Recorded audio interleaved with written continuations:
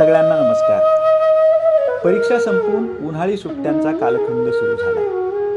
उन्हाळी सुट्ट्या म्हणजे मौज मजेचा कालखंड. पण प्रत्येकाची मौज मजेची व्याख्या मात्र वेगवेगळी. कुणाला पर्यटनासाठी बाहेर पडण्यात मौज मजा वाटते, तर कुणाला अजिबातही घराच्या बाहेर न पडता आपले जे जे छंद, इच्छा, आकांक्षा पूर्ण करायच्या राहून गेल्यात त्यांची अभिव्यक्ती घडवून आणण्यात मौज मजा वाटते. पण काही अपवादात्मक विद्यार्थी असेही असतात ज्यांना दीर्घ वाचनाच्या माध्यमातून स्वतःचा शोध घेणं महत्त्वाचं वाटतं आणि ते आपल्या आवडीच्या पुस्तकाचं बोट हातात घट्ट पकडून या आत्मशोधाच्या यात्रेला निघतात. आमच्या वाचनकट्टा माय मराठी मंडळ, कर्तव्यकट्टा आणि यशवंत बिब्लिओफाईलचे विद्यार्थी असेच आत्मशोधाला निघालेले विद्यार्थी आहेत.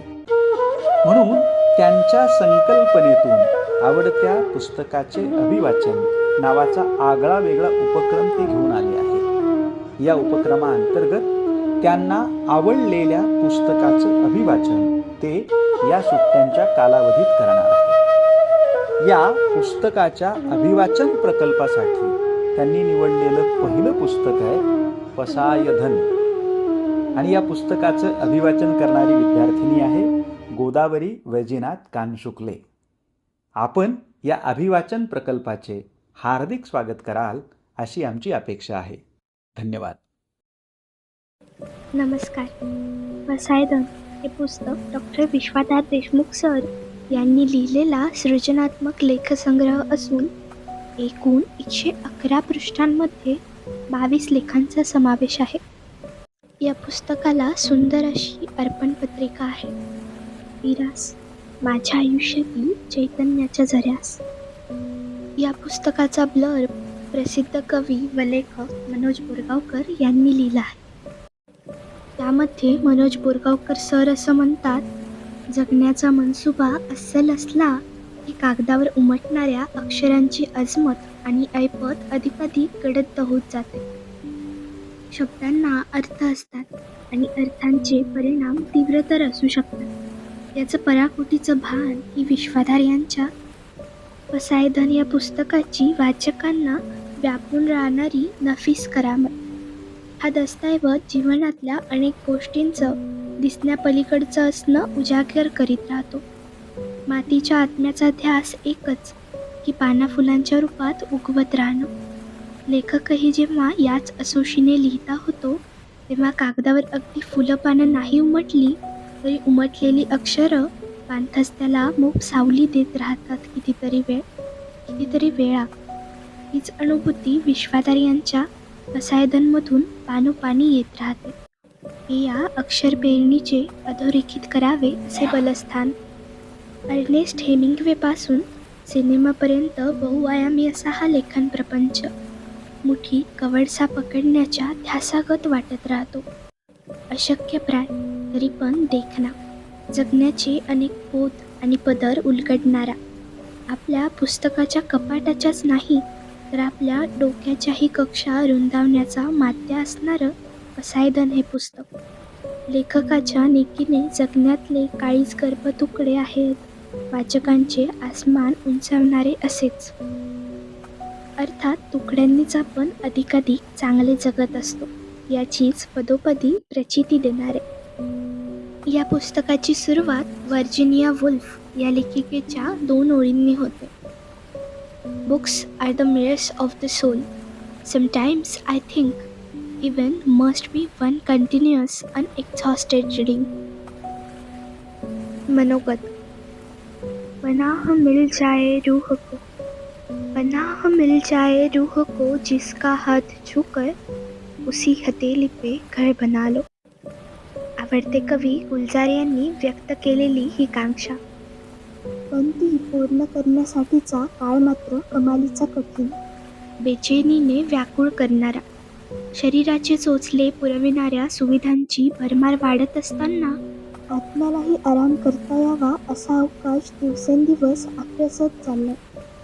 आपल्या आयुष्यात वर्षांची भर पडत चालली, पण त्या वाढत्या वर्षांमधून जगणंच वजा होत चाललंय. आपलं राहणीमान काहीसं उंचावलंय. पण आत्म्याचे आक्रंदन ऐकण्यासाठीची साधी उसंत नसल्याने उत्तरोत्तर जगणं दळभद्री होत चालले. हे आंतरिक दारिद्र्य कुणाच्या नजरेला पडू नये म्हणून दिखाव्याच्या खिडकीत आपण खूप काही सजवून ठेवतोय. मात्र काळजाचा गाभारा कोरडा ठक्क होत जातो. काहीच हासिल होणार नसतानाही सगळं काही हासिल करण्याच्या होडमध्ये आपण धावतो, पूर फाटेस्तोवर, आणि यातून आपण अधिकाधिक आत्ममग्न होत जातो. डिस्टन्सिंग, कधी सोशल, कधी इमोशनल, तर कधी इंटलेक्च्युअल, हा जणू आपल्या आयुष्याचा स्वभाव बनतो आहे. परिणामी समाज म्हणून आपण क्रूर, कर्कश, हिंसक आणि रोकट बनत चाललो आहोत. दिशाच माहीत नसल्याने अक्षरशः दशा होते आपली. कुठलीच गती नसलेल्या या जीवघेण्या वेगाचे हे कसले आकर्षण की आपण धावतोच आहोत. पायाखाली निदान जमीन तरी आहे किंवा नाही याचं भान तरी कुठं उरलंय. कधी फारच अस्वस्थता दाटून आली तर रूहला पनाह मिळावी आणि आत्म्याला आराम करता यावा यासाठी वाणीची तलवार घेऊन थेट माध्यमांच्या रणामध्ये उतरतो आहोत.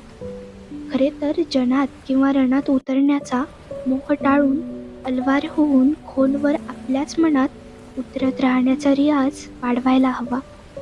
असं जेव्हा प्रकर्षाने वाटायला लागलं तेव्हा याच रियाजातून जन्माला आलेलं हे लेखन. जवळच्या जिवंत माणसांनी दिलेल्या जखमांनी विवळत असताना कधी पुस्तकांच्या पृष्ठांमधून, कधी सिनेमाच्या पडद्यावरून, तर कधी नाटकाच्या रंगमंचावरून आयुष्यात अनाहूतपणे उतरून या सर्वार्थाने श्रीमंत असलेल्या दोस्तांनी बळबळणाऱ्या जखमांवर हळूवार फुंकर घातली आहे. त्यांच्या सहवासातून आयुष्यात आकाराला आलेली समृद्धी म्हणजे माझ्यासाठीचे पसायधन, प्रार्थनेतून प्रसादाच्या रूपात प्राप्त झालेलं धन आहे. अर्थात there is nothing but refined form of love. खुदा हमसे खफा हो जाए, खुदा हमसे खफा हो जाए ये मुमकिन नहीं. दोस्तों के साथ गुजारा वक्त इबादत से कम नहीं. या इबादतीतून मी ज्यांची गळाभेट घेऊ शकलो त्या दोस्तांशी तुमचाही थोडाफार परिचय असेलच, पण या थोड्या परिचयाच्या पार जाऊन त्यांच्यासोबत तुमचेही मनस्वी मैत्र जुळावे या उद्देशाने हे पसायधन तुमच्यासोबत वाटून घेतो आहे. बाकी खूप काही झालं नाही तरी या शेअरिंगमधून काहीच हलकं होत जाईल. संवेदना जाग्या झाल्या तर वेदना मुक्तीची वाटही सापडेल. तोपर्यंत संवादाच्या क्षितिजाला साथ घालत राहू.